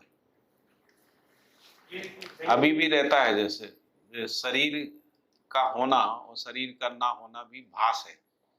तो जब हमको शरीर का भास नहीं रहता तब भी मैं रहता हूँ, शरीर का भास रहता तब भी रहता हूँ, दोनों स्थिति में मैं रहता हूँ। मतलब हम लोग जब डीप स्लीप की बात करते हैं कि रात को शरीर मतलब का एकदम, भास तो नहीं। शरीर का भास नहीं है लेकिन मैं तो रहता ही हूँ। मैं तो रहता बोलो, सो तो हूँ, तो मैं वही मैं रहता हूँ जो मैं निद्रा से पहले था, निद्रा के बाद भी वही मैं रहता है, क्योंकि वही मेमोरीज के साथ ही रहता है ना। फिर इसके बाद पुनर्जन्म की घटनाएं हैं ही हमारे यहाँ। ऐसा कोई भी समाज नहीं है जिसमें पुनर्जन्म की घटनाएं नहीं है। इसमें संस्कारों का अध्ययन है ही। हर बच्चे में कोई एक संस्कार देखने को मिलता है प्रधानता से। वो संस्कार का स्रोत क्या है? संस्कार का स्रोत क्या है? समझने वाला शरीर का कोई अंग नहीं है, समझने वाला कोई और है ना। तो समझने वाला शरीर, ब्रेन नहीं समझता है, समझने वाला मैं हूँ, इसलिए मैं कहता हूँ मैं समझता हूँ। ब्रेन उसमें सहायक क्रिया है, समझने में सहायक क्रिया के रूप में ब्रेन है, ऐसा स्वीकार होता है। फिर समाधि की स्थिति में भी मेरा अपना रहना बना रहता है। जब हम शरीर में एक स्थिति में आ जाते हैं जहाँ केवल मैं बसता है, शरीर का कोई बोध नहीं रहता है, उस स्थिति में भी मेरा अपना होना बना रहता है। दूसरी चीज की जब हम लोग ये 61 अंश की बात करते हैं तो वो भारहीन हो जाता है, हम लोग ये बात करते हैं, तो उसके साथ कोई भौतिक रासायनिक क्रिया नहीं हो सकती है। हाँ, क्योंकि वो उसका विघटन होने का फिर कोई कारण नहीं बनता नहीं बनता है। एक ये भी क्योंकि जीवन में कोई भौतिक रासायनिक क्रिया है ही नहीं, वो प्रमाणित नहीं होता। मन, वृत्ति, चित्त, बुद्धि, आत्मा कोई भौतिक रासायनिक क्रिया नहीं। भौतिक रासायनिक क्रिया क्यों नहीं है, प्रश्न आएगा। क्योंकि उसका गठन पूर्ण है और कोई तर्क आएगा ही नहीं। मतलब भूखा और अजीर्ण दोनों चीज उधर है ही नहीं, है नहीं। तो उसके हिसाब से फिर उसमें तृप्ति आ गई, तो फिर उसमें कोई भी अंश का लेन देन बात है नहीं, तो फिर स्थिर हो गया।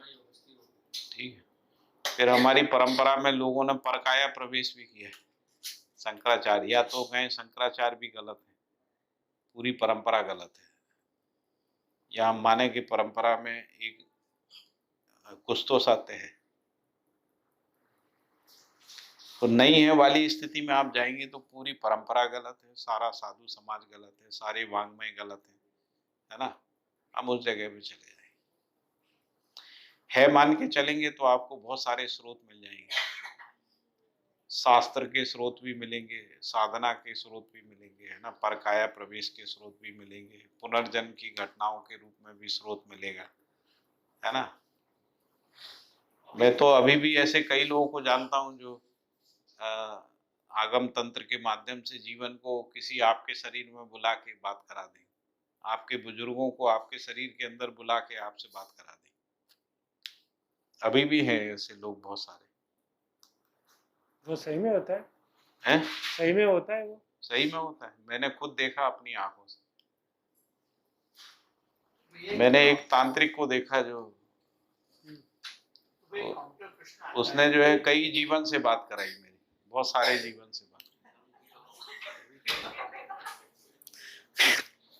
एक जमाना था, एक समय था कि इलाहाबाद और बनारस में ऐसे लोग थे कि मृत्यु के बाद जब आप अस्थि विसर्जन के लिए जाते हैं तो वो आपके बुजुर्गों से बात करा देते। तो जो बुजुर्ग कहना चाहते थे वो उनके माध्यम से कहते थे। ऐसे लोग थे, अभी भी हैं मेरे ऑब्जर्वेशन में ऐसे लोग। वो भैया कैसे वो आपके शरीर में आ जाएंगे। तो जैसे आपकी माँ आपके शरीर, दिवंगत माँ मान लीजिए, तो आपके शरीर में आ जाएगी, तो अब आप नहीं बोलोगे, वो बोलेगी। हाँ, इसका काउंटर प्रश्न है। हाँ, वो टेम्पररी क्रिया भी दो, मतलब परमानेंट नहीं है।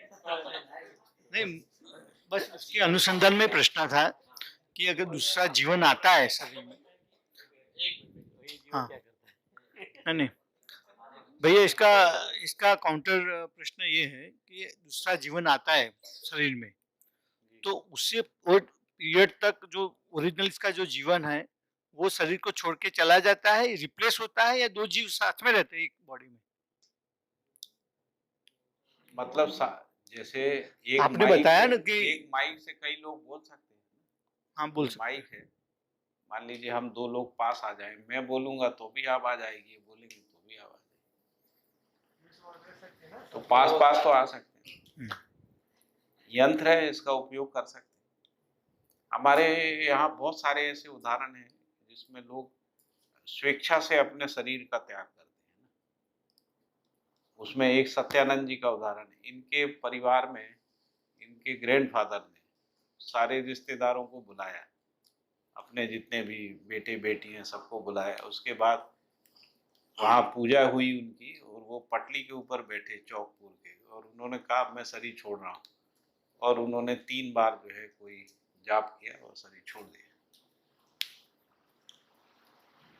इनके ऊपर इनसे माला कर दिया।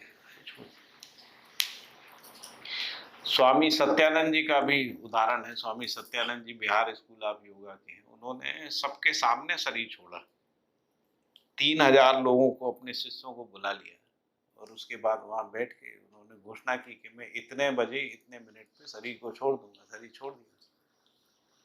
अभी की बात है, कोई बहुत पुरानी बात नहीं।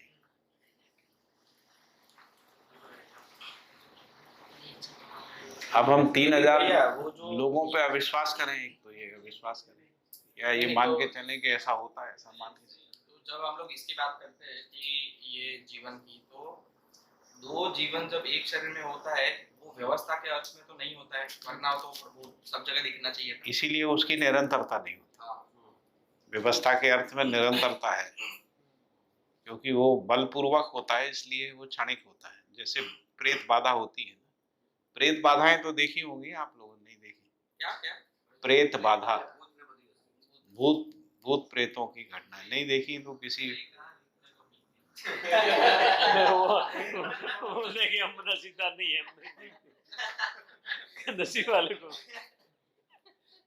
पहले दी। नहीं तो किसी वो बालाजी का मंदिर है राजस्थान में, वहां आप चले जाइए, देखिए क्या क्या होता है।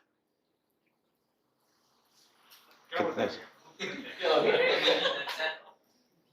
आप कह रहे हैं कि आप कह रहे हैं एक ही जीवन, पता लगा किसी में 10-10, 15-15 जीवन आ जाते हैं। एक गया, दूसरा आया, तीसरा आया, कई बार 2-2 आ जाते हैं, दोनों एक साथ होते हैं। मल्टीपल, जिसको आप कहें कि पर्सनैलिटी जैसा है। अभी बोल रहे हैं साइंस में, अभी बोल रहे हैं, लेकिन साइंटिफिक कम्युनिटी का आप सर्वे कर लीजिए तो 40% से ज्यादा साइंटिफिक कम्युनिटी मानती है कि मरने के बाद जीवन होता है। इसमें बहुत सारे एक्सपेरिमेंट किए हैं लोगों ने, वो सब किए ही, बहुत सारा रिसर्च हो रहा है। धीरे धीरे ये स्वीकृति बढ़ रही। एक समय हम लोग रिजेक्शन की स्थिति में थे साइंटिफिक कम्युनिटी में, अब जो है एक्सेप्ट करने की स्थिति में आ रहे हैं। जो भी अभी वर्तमान में जो कॉन्शसनेस स्टडीज हो रही है उसमें ज्यादातर जगह पे स्वीकार कर रहे हैं कि मरने के बाद कुछ रहता है। ऐसा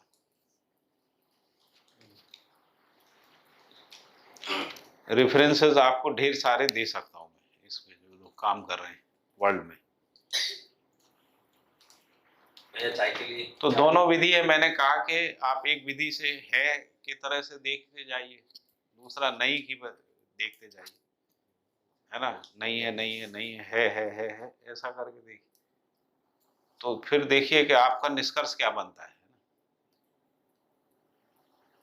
हम इतना आग्रह क्यों रख रहे हैं हम नहीं है, जबकि हमको अपना होना सहजता से स्वीकार होता है, अपनी निरंतरता का स्वीकार होता है। हमारी अभिव्यक्ति निरंतरता के अर्थ में होती है। हम अपने चेतना को दूसरों के साथ जोड़ के देख पाते हैं। जैसे मैं हूं ऐसा हम हमेशा नहीं बोलते, हम हैं ऐसा बोलते। हम क्या होता है भाई, जब आप अलग हो ये अलग है तो हम कैसे हो गए? तो ये हमको समझना पड़ेगा ना क्या होता है।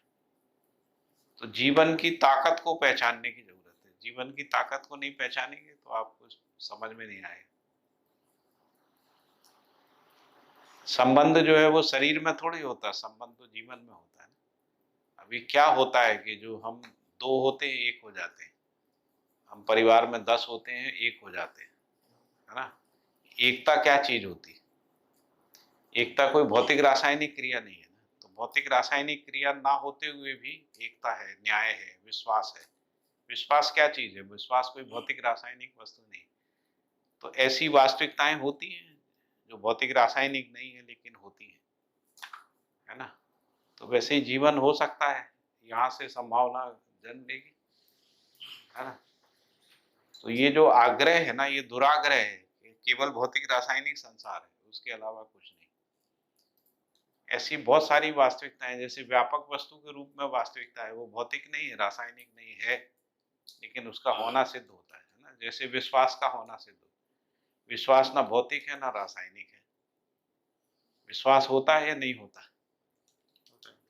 अभी आप भौतिक रासायनिक विधि से सोचेंगे तो आप कहेंगे विश्वास जैसी कोई चीज नहीं होती। और यदि विश्वास है, ऐसी जगह से देखेंगे तो विश्वास विहीन एक भी मानव नहीं। एक भी मानव ये नहीं कह सकता मेरे अंदर विश्वास नहीं है। तो विश्वास निरंतरता के अर्थ में बना रहता है।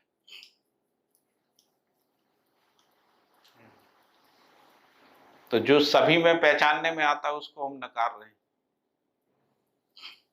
सभी में विश्वास सबके अंदर पहचानने में आता है। हम भौतिक संसार कह रहा है कि, भौतिकवाद कह रहा है कि विश्वास नहीं है, विश्वास जैसी कोई चीज नहीं, मिथ है ना। जबकि वो सबके अंदर पहचानने में आता है। फिर विश्वास स्वयं में भी पहचानने में आता, परस्परता में भी पहचानने में आता, परंपरा में भी पहचानने में आता है, क्रियाकलाप में भी पहचानने में आता है। जैसे मैं विश्वास पूर्वक चल पा रहा हूँ, अविश्वास में नहीं चल पाता, है ना। मैं विश्वास पूर्वक बोल पाता हूँ, अविश्वास में नहीं बोल पाता हूँ। मैं सांस भी विश्वास है इसलिए ले पा रहा हूँ। यदि वायु के पे अविश्वास हो जाए, है ना, प्राण वायु पे अविश्वास हो जाए, तो हम, जैसे आपको अविश्वास हो गया अभी, तो आप ये लगाएं, मास्क लगाएं, है ना। और ज्यादा अविश्वास हो जाए तो सांस भी नहीं ले पाएंगे, जैसा यूनियन कार्बाइड की घटना के समय हुआ। लोग सांस ही नहीं ले रहे, कपड़ा बंद, क्योंकि उनको पता था कि सांस चली गई मैं मर जाऊंगा, मरते हुए लोगों को देख रहे। तो विश्वास से ही हम सांस ले पाते हैं। विश्वास होता है तो हम किसी को देख पाते हैं, नहीं तो हम देख भी नहीं सकते, है ना। विश्वास होता है तभी अध्ययन होता है, विश्वास हो तो अध्ययन नहीं होता है। तो विश्वास होता है, ये सिद्ध होता है। हाँ। जो भौतिक भी नहीं है, रासायनिक भी नहीं है, ना विश्वास में ताप है, ना दाब है ना, ना तरंग है, ना गति है। विश्वास में कोई गति नहीं, फिर भी उसका अस्तित्व है, उसका होना हम हर क्रिया में पहचान सकते हैं। और ये पहचानने का जो ताकत है वो केवल ज्ञानावस्था की इकाई में, ज्ञानावस्था की इकाई में मानव ही प्रमाणित करता है। मानव के अलावा कोई प्रमाणित करने का अधिकार नहीं है ना, या पात्रता नहीं है, क्षमता नहीं है, ऐसा हम लोग कह सकते। ठीक है, अभी ब्रेक लेना।